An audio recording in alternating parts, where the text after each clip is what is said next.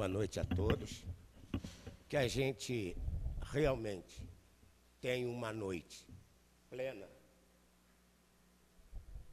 de vibrações amorosas, isso é indiscutível.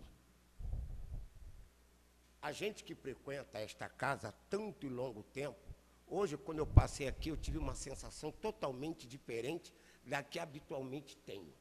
E essa sensação foi a certeza de que os guias, os trabalhadores espirituais desta casa, estão conosco. A gente que tem a oportunidade, a bênção, a felicidade de receber convites de diversas casas espíritas e ir a cada uma delas, junto com os irmãos, aprender um pouco mais da vida e de nós mesmos, só podemos estar verdadeiramente felizes. Enquanto a nossa irmã lia a página de abertura, me deu assim uma viagem no tempo e eu retrocedi lá no ano de 1975, quando eu tomei o meu primeiro contato com o Espiritismo. Foi de uma maneira totalmente inusitada, estranhíssima, mas real. Imagina que eu, com uns 20 e poucos anos, domingo pela manhã, estava eu no vestiário de um campo de futebol, trocando roupa para jogar futebol, botando chuteira, e eis que, do nada, um amigo virou-se para mim e disse assim: toma que você vai gostar disso. Era um jornal. Eu peguei o jornal, botei na bolsa. Eu nunca tinha ouvido falar de espiritismo, não sabia o que era. Para ser franco, nem religião eu tinha. Religião, para mim, era ir na igreja católica num dia de batizado, num casamento ou na missa de alguém. Isso, para mim, era religião. Pois bem, eu peguei aquele jornal, guardei na bolsa, levei para casa. Chegando em casa, eu li o jornal todo. E me chamou a atenção a pouca química que até então tinha estudado no colégio, a pouca física que eu sabia, eu vi ali. E aquilo, peraí, esse negócio é interessante. E aí eu passei a comprar o jornal e a ler o jornal todos os domingos. E nisso, eu estudava na UF, em Niterói, passava em frente à livraria da FEB. Quando eu vi Federação Espírita, um dia eu disse, fui lá e fiz uma assinatura do Reformador. Deixo bem claro, eu nunca tinha ouvido falar de espiritismo, não tinha a menor noção. E comecei a comprar livros espíritas para ler. Também não conhecia ninguém. Então, a minha iniciação espírita foi dessa maneira. Esse foi o meu dia 18 de abril. Que 18 de abril seja uma data do dia de todos os dias de nossas vidas. Porque o dia do espiritismo não é somente hoje, é todo dia. Porque todo dia é dia de viver. Então, são 37, 38 anos quase que eu estou em contato com o espiritismo. E eu passando no tempo e vejo que realmente, de lá para cá, a alegria que me comove é ver como o movimento espírita cresceu. Imagina que em 1975, 74, 75, eu morava na Vila da Penha, e na região que eu morava não tinha uma casa espírita. Hoje, aqui em Jacarepaguá, quantas casas espíritas existem? E como cresce o número de casas espíritas? Porque a doutrina espírita transcendeu a própria questão da religiosidade. Ela foi mais além. Ela hoje está em todos os lugares. Há muitos cientistas hoje, físicos, médicos, psiquiatras, psicólogos, assumindo a existência de Deus e da própria reencarnação nas suas experiências cotidianas.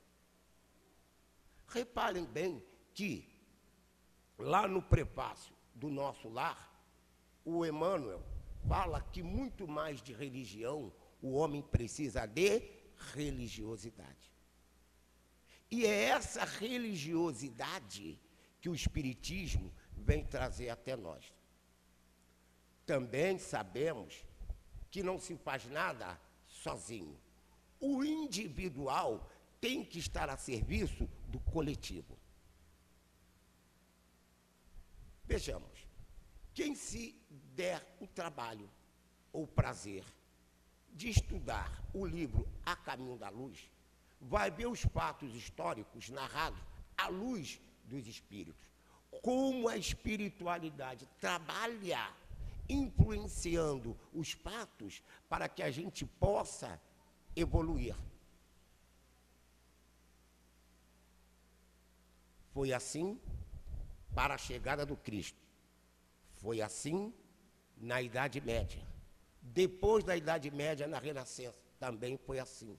Até que nos séculos 17, 18, 19, esses 3 séculos, a humanidade deu um salto tremendo.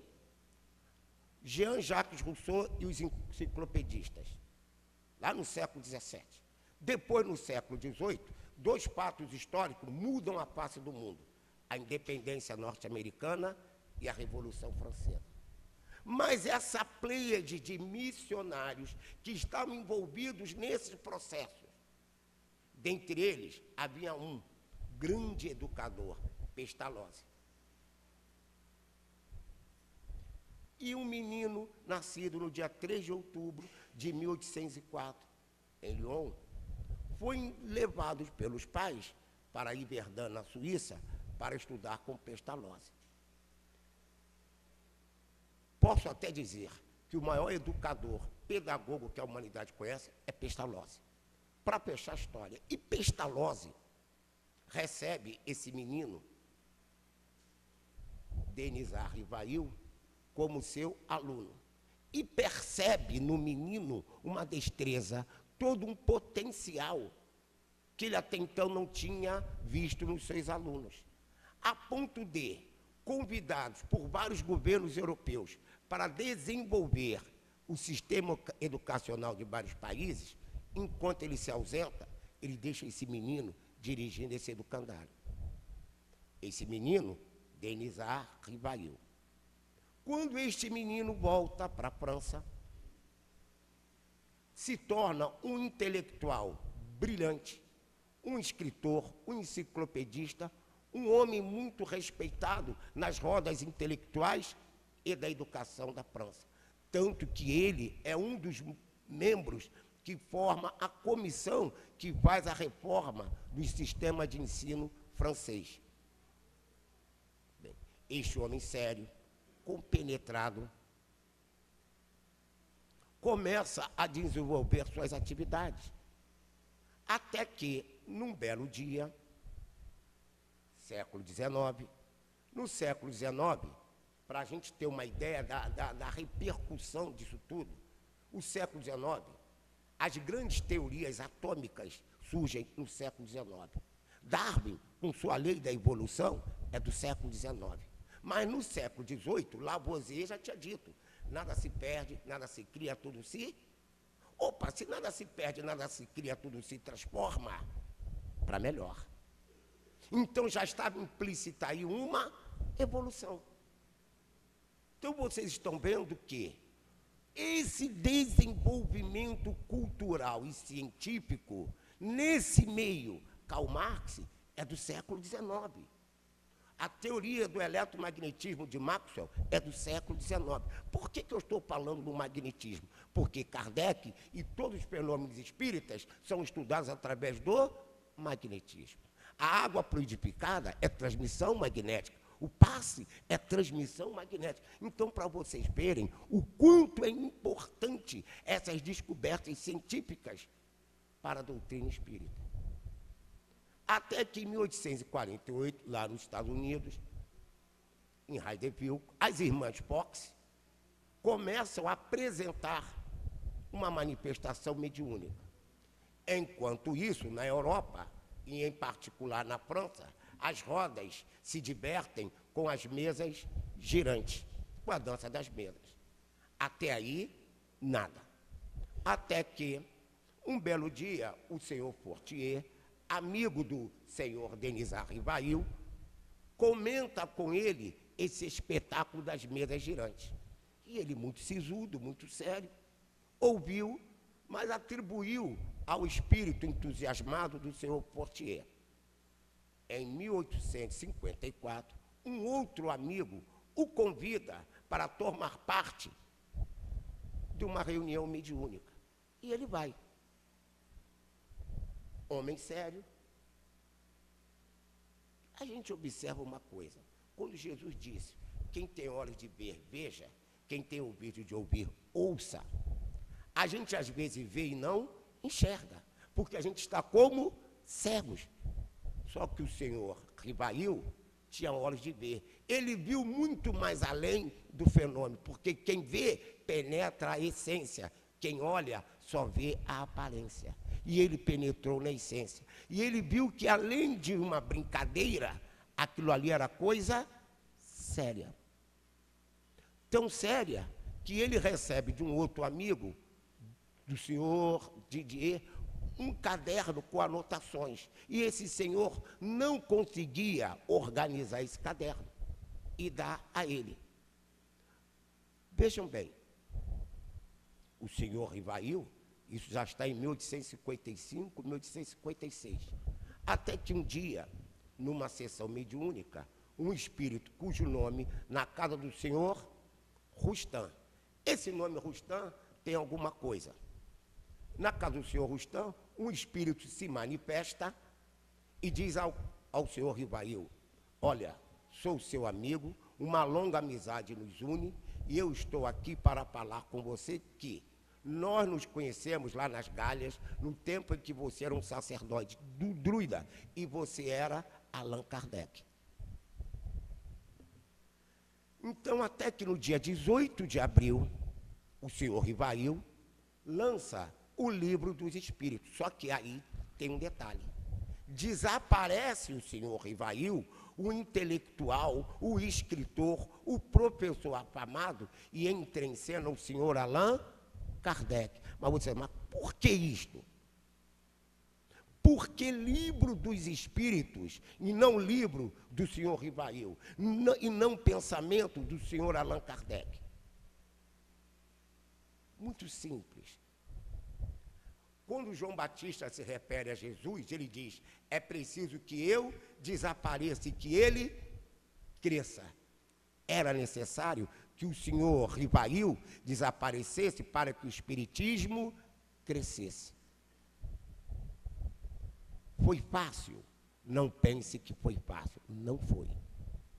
Não foi fácil e nem é fácil. É fácil ser espírita?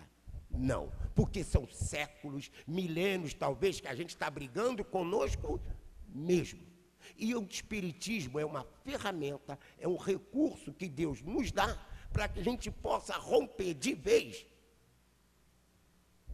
com a irresponsabilidade que a gente sempre cria com desculpas. E por que Livro dos Espíritos? Ele deixa bem claro que ali estava o pensamento, as informações, os conhecimentos ditados pelos espíritos, e não o pensamento do senhor Rivail ou do senhor Allan Kardec. Por isso que é Livro dos Espíritos. Mas espírito escreve livro? Quantos livros são psicografados? Quem escreve é o espírito. Mas vejam bem, no dia 18 de abril de 1857, publica-se o Livro dos Espíritos. E o que contém o Livro dos Espíritos? Os princípios básicos da doutrina espírita. Ressalte-se, registre-se uma coisa. Quem sugeriu o nome espiritismo foram os espíritos, não foi Allan Kardec. Quem se identificou como espírito foram os próprios espíritos. Não foi o Allan Kardec quem denominou-os assim. Mas veja bem, nós dissemos que é preciso que a individualidade desapareça em favor do coletivo. A obra não é só do Allan Kardec.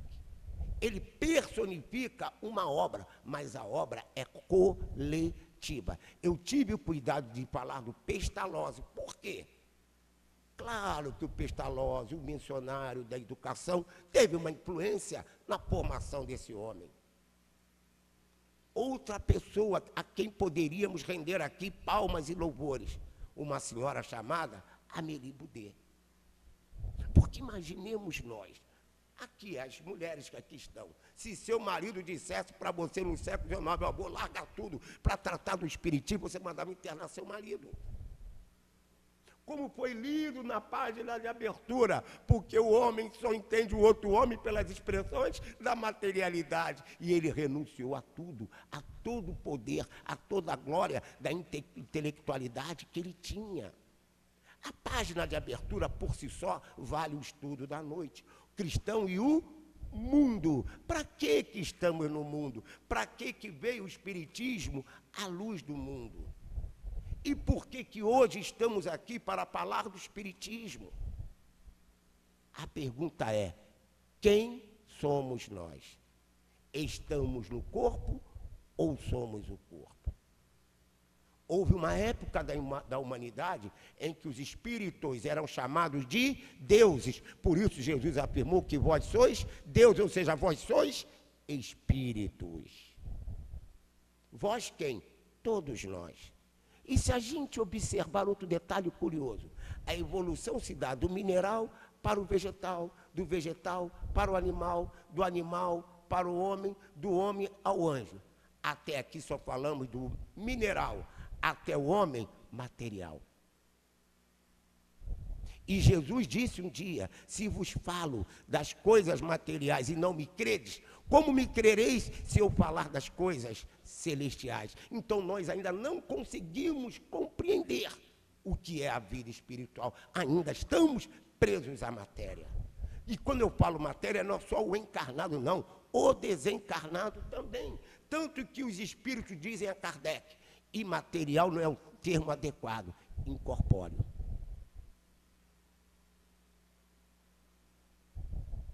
Porque nós ainda não conseguimos atingir as esferas espirituais. Ainda ficamos no plano dos incorpóreos, mas presos à matéria.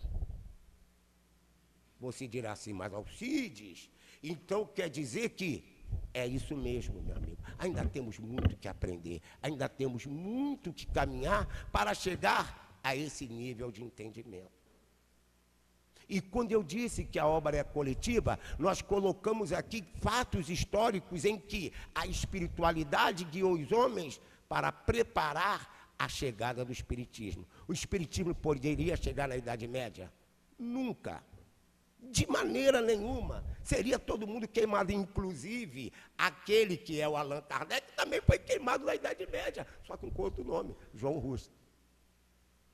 Então vocês vejam bem que nós nunca estivemos abandonados, nós nunca estivemos sozinhos.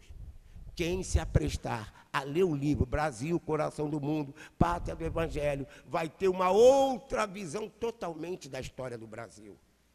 Quem ler o livro Brasil Mais Além, também vai ter outra visão da história da humanidade. E esse livrinho, A Caminho da Luz. Leiam este livro.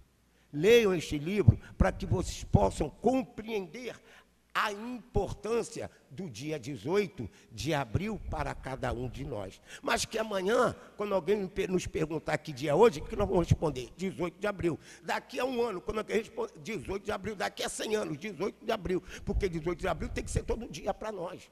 Porque todo dia é dia de encarnar o espiritismo em nossas vidas. O espiritismo como doutrina depende de cada um de nós, dos seus adeptos, do movimento espírita, como falou o Murilo. Porque foi dito uma vez: o espiritismo será o que dele fizerem os homens. Deles fizerem os homens. Quem são os homens? Os encarnados e os desencarnados.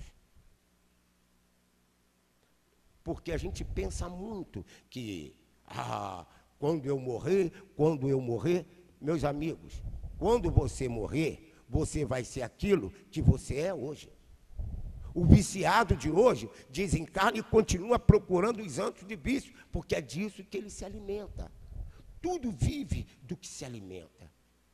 E de que nos alimentamos? Do ideal espírita que hoje orienta nossas vidas. E lembre-se, em matéria de espiritualidade, em matéria de evolução, rótulo não basta. Não basta dizer eu sou espírita, não basta dizer eu sou católico, eu sou evangélico, eu sou cristão, eu sou isso, eu sou mais materialista, eu sou engenheiro, eu sou médico, eu sou professor. Isso tudo, como aquela rainha que pensou que ia desencarnar, ser recebida como rainha. Que decepção. A parábola de rico, do mal rico e Lázaro, mostra muito bem isso. Lázaro foi para a região de felicidade, não é porque ele era pobre, não. É porque, a partir da penúria financeira, ele desenvolveu as potencialidades do espírito. A parábola do talento é clara. Os talentos ali são os dons espirituais, entre eles a mediunidade. E torno a lembrar uma coisa: o fato de haver espiritismo não quer dizer que haja mediunidade. Mediunidade é uma coisa, espiritismo pode ser outra. Há muitos lugares que tratam da mediunidade, inclusive o espiritismo. Mas não quer dizer que onde há mediunidade, haja espiritismo. Por isso nós precisamos estudar essa doutrina, para saber o que é essa doutrina, para que ela nos serve. Se fosse apenas só e única exclusivamente mais uma religião, como tem tantas aí, ela não resolveria o nosso problema. Porque a gente observa por aqui quantas igrejas existem, muitas. Quantas casas espíritas, muitas. Porque o povo tem necessidade de crer. Agora, o que é oferecido a esse povo como valor de crença, é isso que vai diferenciar. Todas as famílias têm problema, inclusive a minha. Mas veja bem, eu vou me desesperar? Não, porque eu, como espírita, eu sei que eu tenho uma tarefa junto àqueles filhos, junto àquela mulher. Aliás, em matéria de filho, eu já passei dos 3, porque cada aluno que eu tenho, eu vejo um filho, porque cada aluno que eu tenho me traz um problema esperando solução.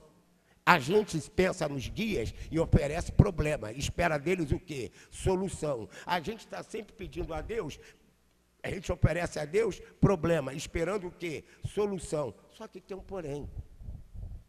A solução dos nossos problemas está em nós mesmos. Lembrem-se de Zaqueu, necessário é nascer. Não basta encarnar e desencarnar, é preciso criar nova mentalidade. Isso é que é o nascer de novo. Por exemplo, Paulo de Tarso. Quando foi Natal para ele? Quando Jesus nasceu para Paulo de Tarso? Não foi no dia 25 de dezembro, foi a caminho de Damasco. Quando Jesus nasceu para Zaqueu? Quando ele consegue receber Jesus em sua casa. E quando foi que foi espiritismo para nós? Foi no dia 18 de abril? Não, cada um de nós tem uma data que pode ser convertida em 18 de abril. Porque é o dia que a gente nasceu de novo. É o dia que a gente criou uma nova concepção de viver. A gente, é claro que Allan Kardec tem todo o seu mérito. Isso é indiscutível, indubitável. E com certeza, nas regiões celestiais, estão comemorando hoje, porque o espiritismo é importante não só para o espírita, nem só para o Brasil, mas para a humanidade inteira. Para a humanidade inteira, porque ela fala de toda a humanidade. Ela não fala do Brasil, da França ou da Alemanha, é da humanidade inteira. E a gente lembra uma coisa interessante. Lá no Evangelho segundo o Espiritismo, o Kardec coloca uma coisa importantíssima acerca do cristianismo, que é outro problema. Confundem-se cristianismo com igrejismo. Não são a mesma coisa. Igrejismo é igrejismo. Cristianismo é outra história. Quem disser que Pedro foi papa, está mentindo. Pedro nunca foi papa. Não está isso lá no Evangelho. Pedro nunca foi papa. A mesma coisa, a infalibilidade papal, onde nem Jesus se diz infalível. Como é que o Papa pode ser infalível? É claro que estão exagerando, mas a igreja, é importantíssima na história da humanidade. Merece todo o nosso carinho, toda a nossa consideração, até porque cada um de nós já teve encarnação que passou pela igreja. E aqui muitos de nós voltaremos à igreja para levar essas ideias para ela. Porque ela também é um celeiro divino, é também um celeiro de luz, é também um celeiro de amor. Lá também se presta serviço a Deus e à humanidade.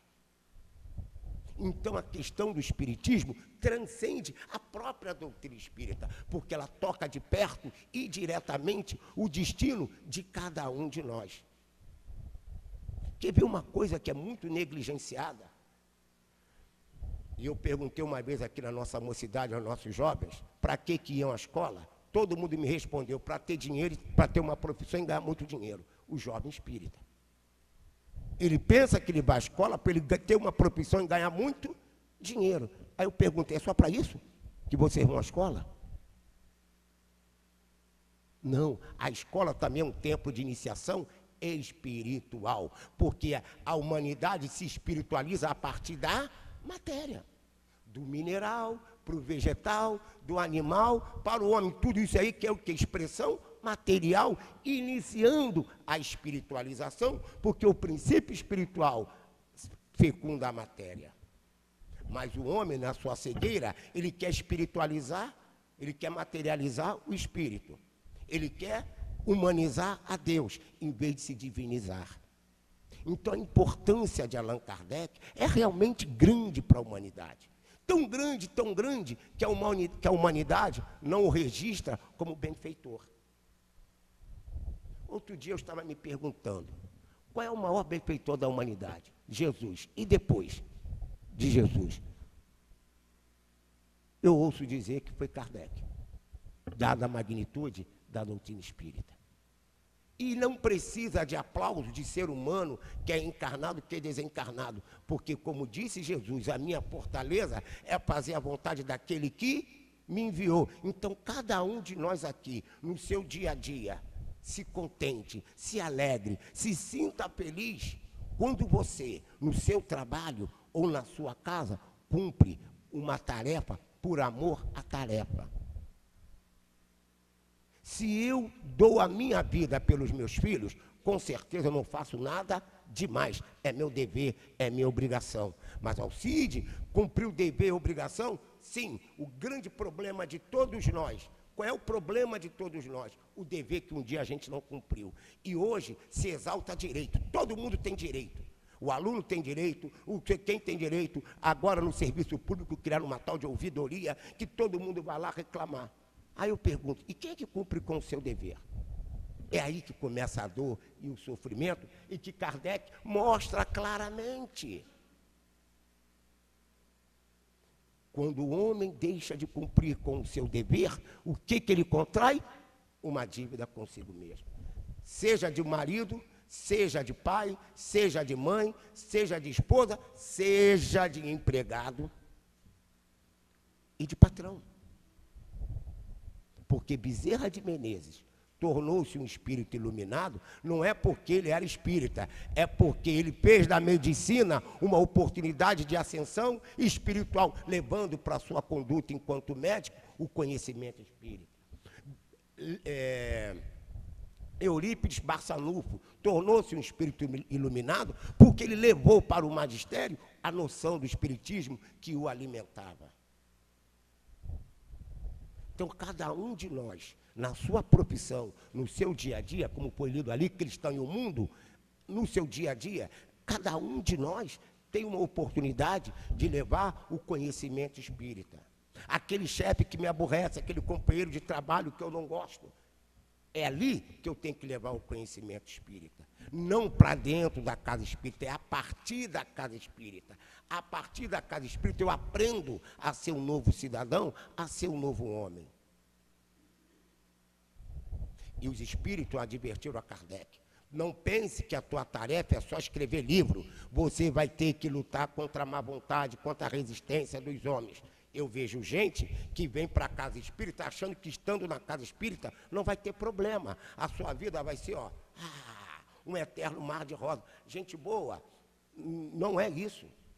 Jesus não prometeu a porta larga, prometeu a porta estreita. Ah, meus filhos não me dão sossego. Abraça a causa e leve até o fim.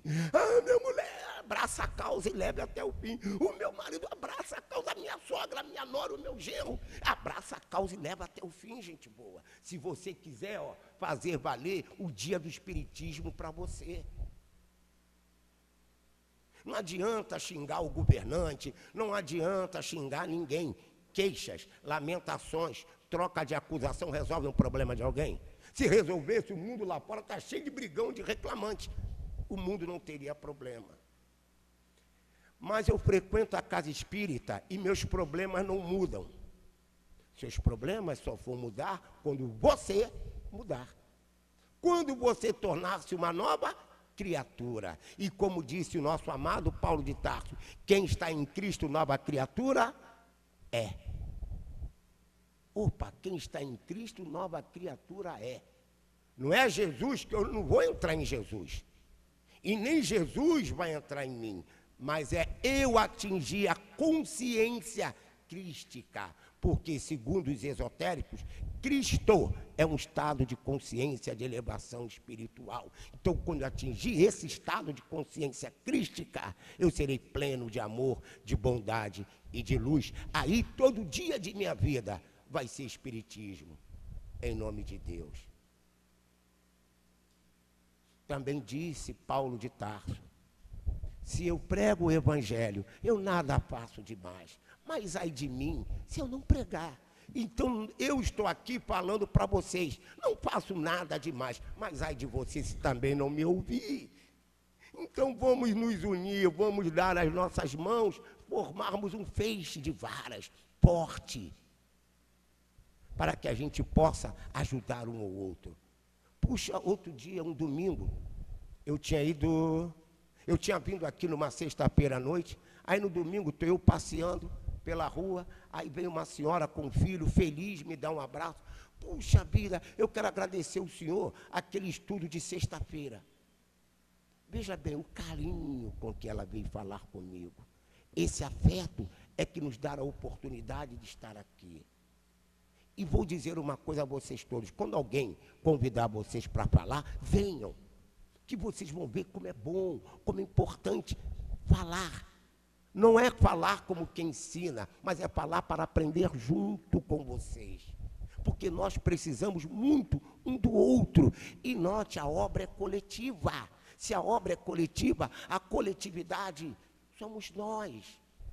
Não é o Murilo, não é o Alcide, não é o Chico Xavier, não é o Divaldo. A obra é de todos, para todos e por todos. Notem que os espíritos, por mais elevados que sejam, precisam dos encarnados de boa vontade, porque a obra é coletiva.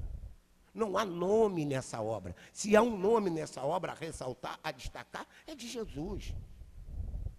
Até o próprio Allan Kardec rejeitou. A gente fala mestre Allan Kardec, mestre Leonês. Vocês observem que quando vocês leem os livros de André Luiz, de Emmanuel, de Manuel Filomeno de Miranda, ninguém fala em mestre. Nenhum espírito, por mais iluminado que seja, fala em mestre. Eles falam em instrutor, eles falam em mentor, mas não falam em mestre, porque a humanidade só teve um mestre, que foi Jesus. Porque todos nós, diante de Jesus, somos aprendizes. Todos. E por mais elevado que seja o espírito Emmanuel, Bezerra de Menezes, diante de Jesus, é um aprendiz. Ele pode observar, ele fala instrutor, um mentor, um não sei quem, ele não fala mestre. Ele não usa nem a palavra professor. Então, em termos de doutrina espírita, quem somos nós? Filhos de Deus, a caminho da luz. Ah, mas Alcides, será que eu vou precisar? Quantas encarnações? Meu filho, não se preocupe com isso, isso não é problema. Faça a sua parte. Comece, como disse Confúcio, a caminhada, qualquer que seja, começa no primeiro passo. Você já deu o primeiro passo. O importante para nós é saber que estamos no caminho certo. Não importa se meu filho não me entende, se minha mulher não me entende. Para vocês terem uma ideia, essa questão familiar, como é importante na vida de todos nós, porque a família é o primeiro coletividade onde a gente se encaixa. Como ela é tão importante, eu falei na Amélie Boudet, era a esposa do Allan Kardec. Algum homem pode construir alguma coisa se não tiver uma mulher ao seu lado?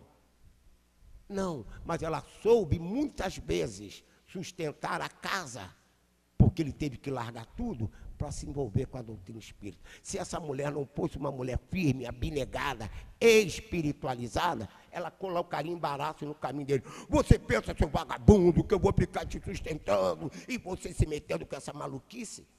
Era isso. Então, é claro, a obra é coletiva. E ele fez a parte dele. Mas se nós agora, que estamos aqui, se nós não encarnarmos o espiritismo na nossa conduta e no nosso comportamento, ele acaba. Então somos todos continuadores da obra, que teve começo, mas não tem fim. Ah, seu Alcides, outro dia eu recebi uma pessoa que disse assim: ah, seu Alcides, eu tenho tanto medo de morrer.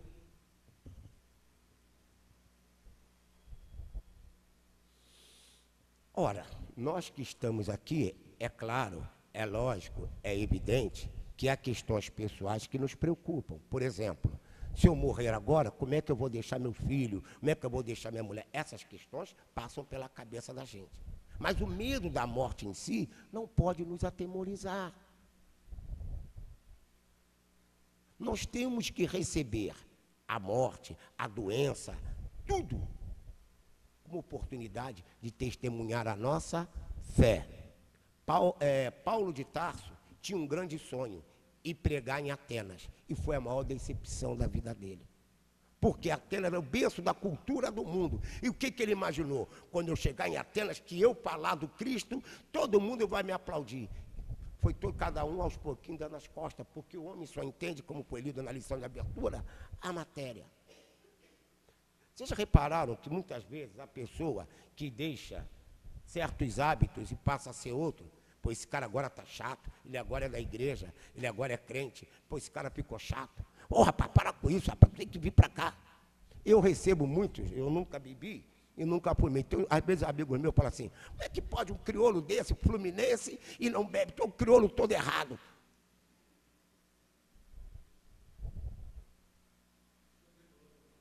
Pois é, pois é. Então, eu ouço isso. Às vezes, o colega meu fala assim: pô, negão, tem um cara todo errado. Você é tricolor, é fluminense, é tricolor, não bebe, ainda é professor de química. Tu está ferrado. Olha o estigma. Quantos de nós aqui, alguns aqui, não passaram por problemas na família quando resolveram deixar a igreja e para vir para o espiritismo? Quantos não tiveram esses problemas? Quantos não enfrentam problemas dentro de casa porque a mulher é da igreja e ele entrou para o espiritismo?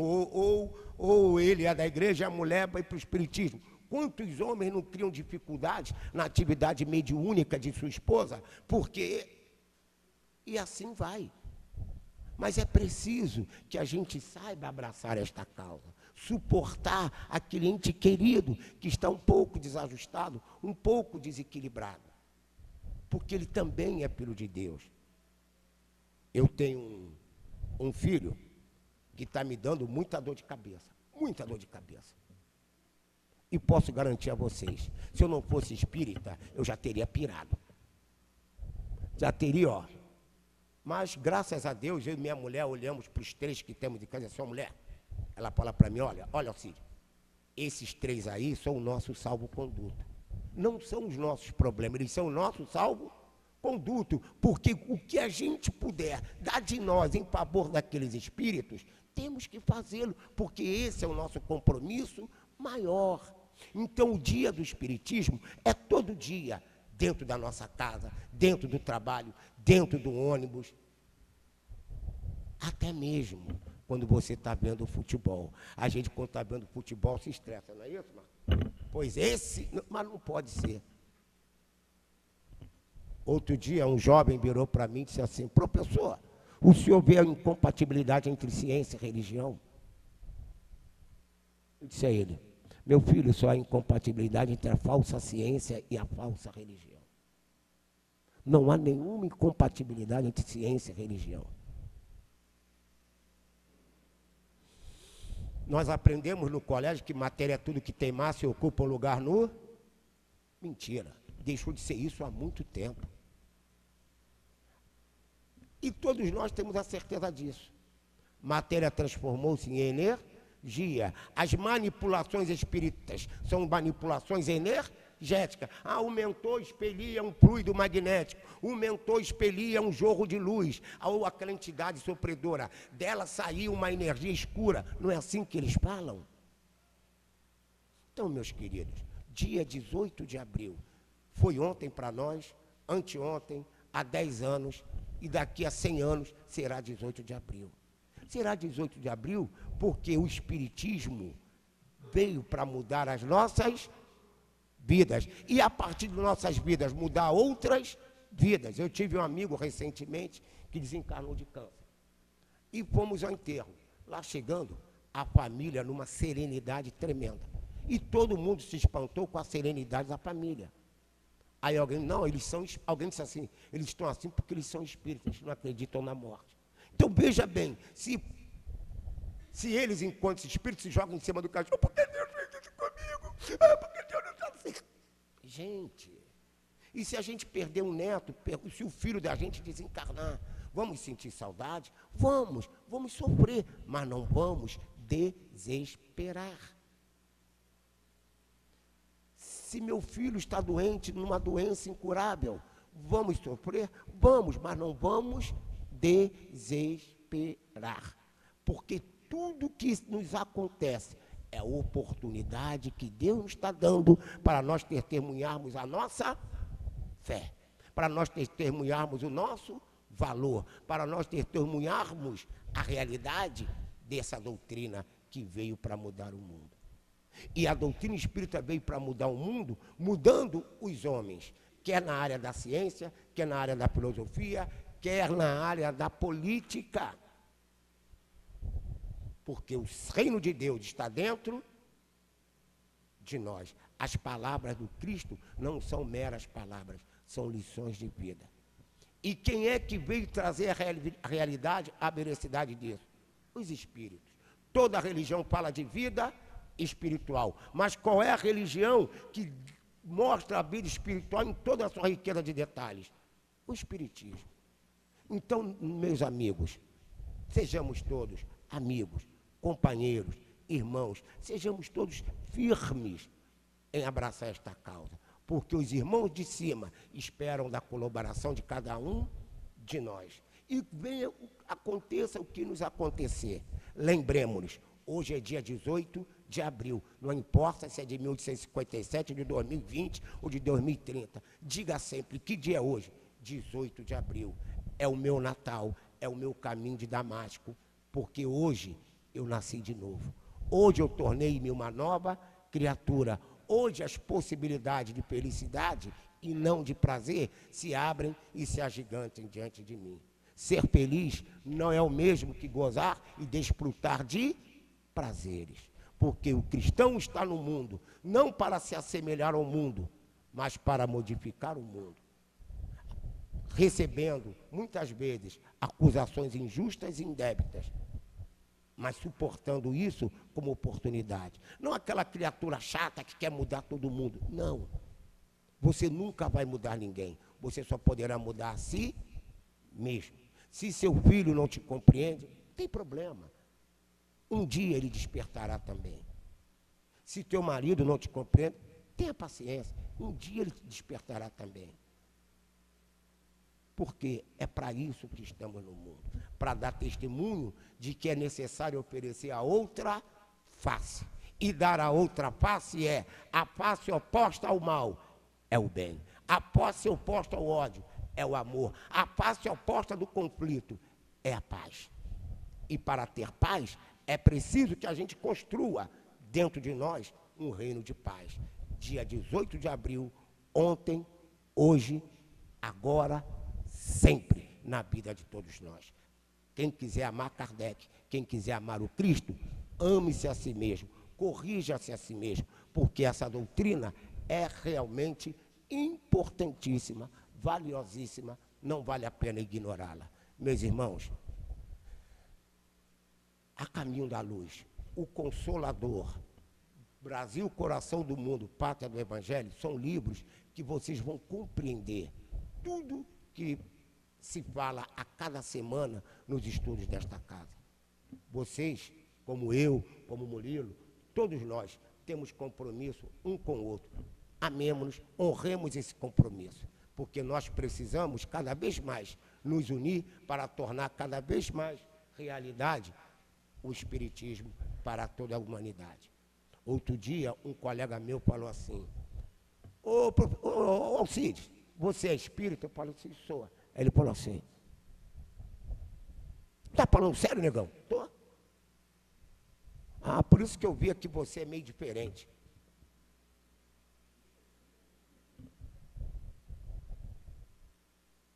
É verdade.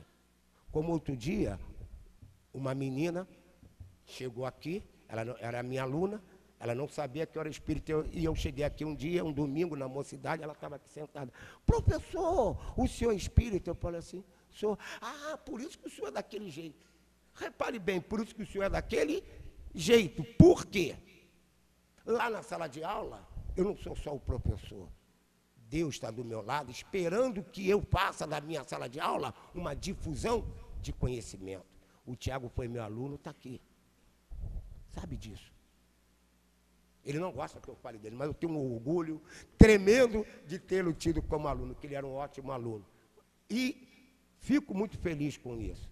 Agora, é preciso, meus irmãos, que assim como Pestalozzi influenciou a formação de Kardec, cada um de nós sabe influenciar a formação do neto, do filho, do genro. Eu tenho um ex-genro que até hoje me liga para me pedir conselho e opinião. Andou envolvido com coisas erradas. Seu Cid, se o senhor não me ajudar, eu vou me matar. Veja bem, é para isso que serve o Espiritismo, é para esses momentos. Não é para ler e recitar Kardec de ponta a ponta. Nós só vamos amar Kardec quando nós fizermos da doutrina espírita a razão nossa de ser e estar no mundo. Viva 18 de abril e que Kardec seja glorificado em cada palma de mão, em cada pedaço de coração, em cada pedaço de pensamento. Porque só assim o Cristo será eterno em nós e só assim o reino de Deus vai ser uma realidade para todos nós. Meus queridos, eu só posso agradecer a vocês todos, agradecer a Deus e dizer que sempre vale a pena estar aqui. Até porque o poeta Fernando Pessoa também tinha experiências mediúnicas. Fernando Pessoa era teosofista. E ele também sabia do que estava falando quando disse que tudo vale a pena quando a alma não é pequena. E a doutrina cristã e o espiritismo estão disseminados por aí. Eu estava até pensando hoje, vindo para cá, num samba gravado pela Beth Carvalho, que dizia que maior é Deus, pequeno sou eu, o que eu tenho foi Deus quem me deu, o que eu dou é o que eu tenho, foi Deus quem me deu. Veja, o autor do samba não é espírita, mas se processa, se manifesta como espírita. A arte é o dom do encantamento, de divinização do homem também. A ciência, a filosofia, a política. Que Deus nos abençoe hoje, agora e sempre. Obrigado.